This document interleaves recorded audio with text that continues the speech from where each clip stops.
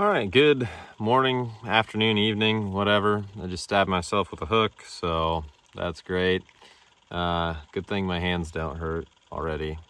Turns out musky fishing is hard on the body in more ways than one. But thanks for tuning in to another tackle talk. Yeah, I've been really fortunate to have some really good days here in the North Woods. You guys will be able to see some of those coming up soon. So we got some really good stuff on the way. Like I said, in the last tackle talk, I was able to put Christian from Hooked on Musky Baits on a fish the other day, and fishing with some buddies up here with Alex and Jaron. Took Jaron's family out today. And I was able to skip over to Minnesota and fish with Connor for a little bit, so that was fun. Just exploring new water, fishing with good people. I forgot to mention Taylor with Musky Guarantee Guide Service. We had a really good day. It's just been an absolute blessing up here. So I cannot relay my appreciation for the Northwoods probably enough. You guys are probably tired of hearing it, but whatever. Today I was just gonna talk quick about some of the stuff that I've been having success with up here, mostly rubber, but and then just kind of talk about the transition, some of the baits that I've been getting from Chaos, and to kind of prepare for that fall transitions, shallow water stuff, bigger profile kind of thing. So I'll just dive in, I guess. I mean, I've been having a lot of luck, on the mid-size deuces. Get both those in the frame there.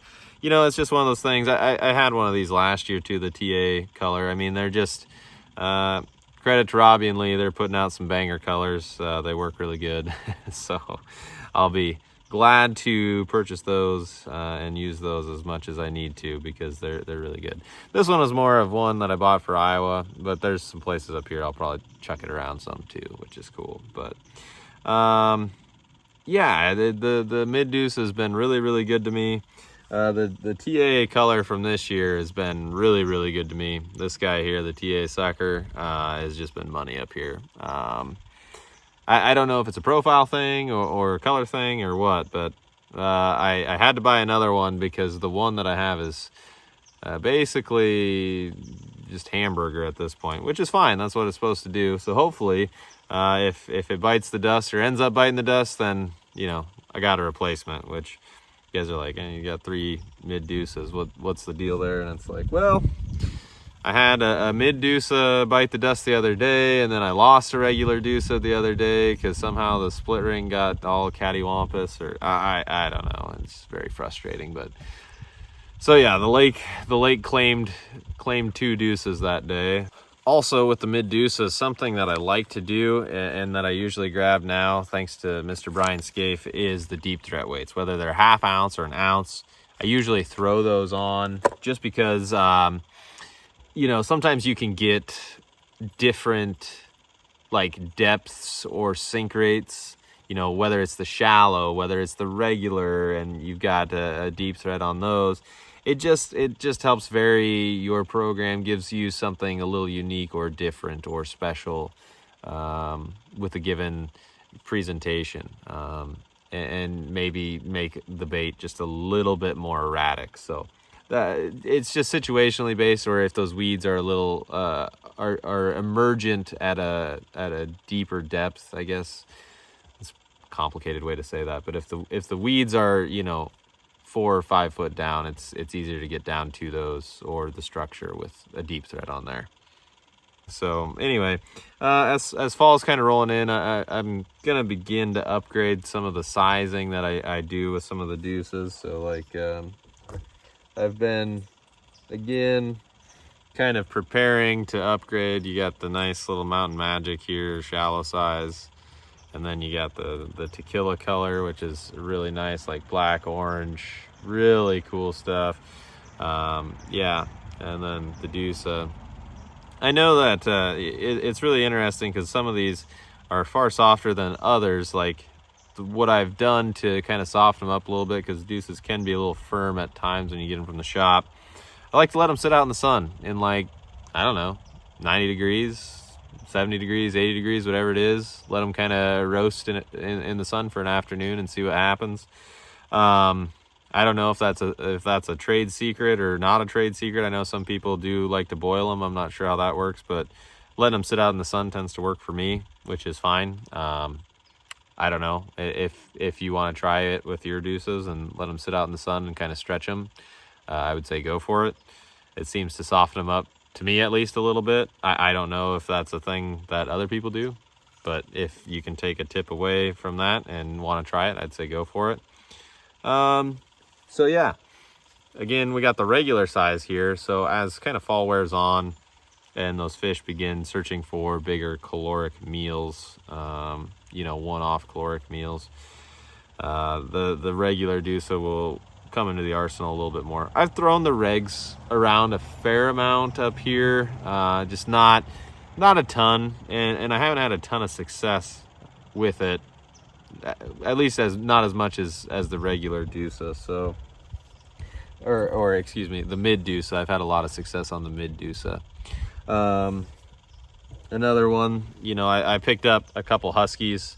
I don't know how many people have been watching today's anglers videos, but I mean, I may not be that smart, but I'm not that stupid. If guys are crushing stuff on Husky Deuces, I definitely want to have one in my arsenal to throw on big fish spots.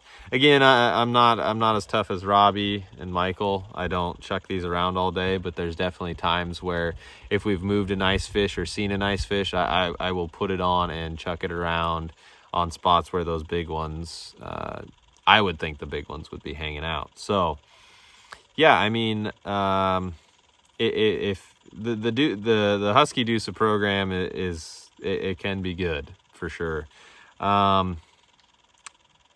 What I will say with the Huskies is the shock and awe will handle them okay. It's not perfect. So I would say if income is no object, I would suggest maybe getting a Moab for the Huskies or the Monsters. Shock and awe does okay.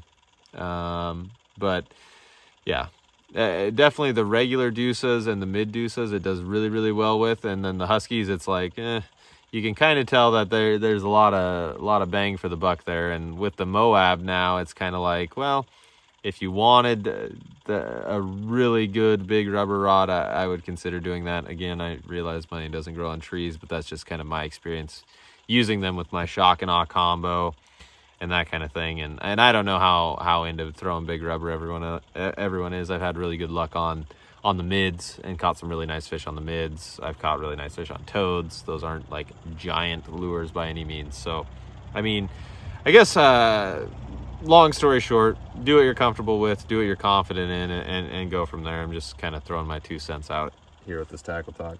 A couple other things I picked up for the fall, transition stuff. If they're in shallow weeds and all kinds of stuff up in the scum, spinnerbait's always a good option, so I grabbed one of those. I just don't have a ton of spinnerbaits. I don't have a ton of confidence in spinnerbaits, but I know it's something people are successful with and do well with. So back in Iowa or here, if they're up in the slop, at least I got something to chase them with now.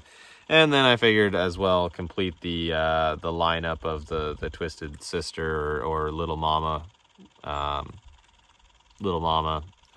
This is a Little Mama. The Big Mama line of lures or whatever.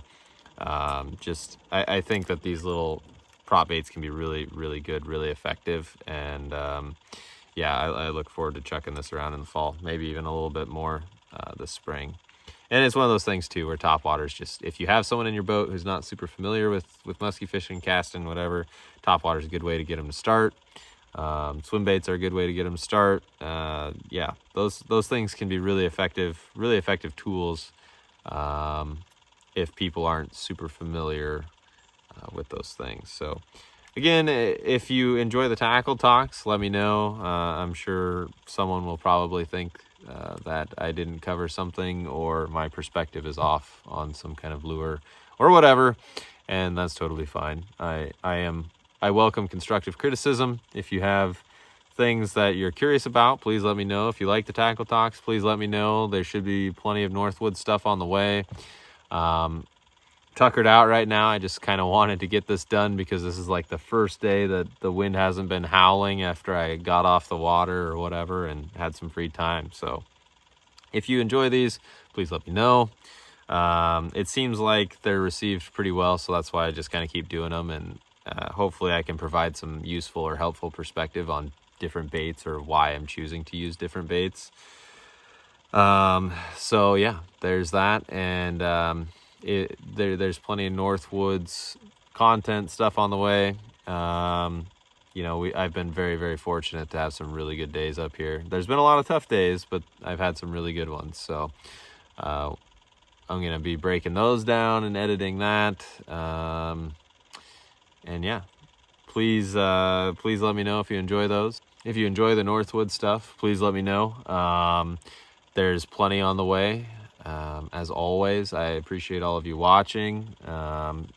If you'd be so kind, consider subscribing. There's plenty of musky content coming, and probably some other stuff too. I think maybe some river stuff with Blake, or maybe some catfish stuff again. Once I get back to Iowa, the water will be far too warm to fish for muskies, so just got to make do with what we got going on. So as always, I'll catch you guys in the next one.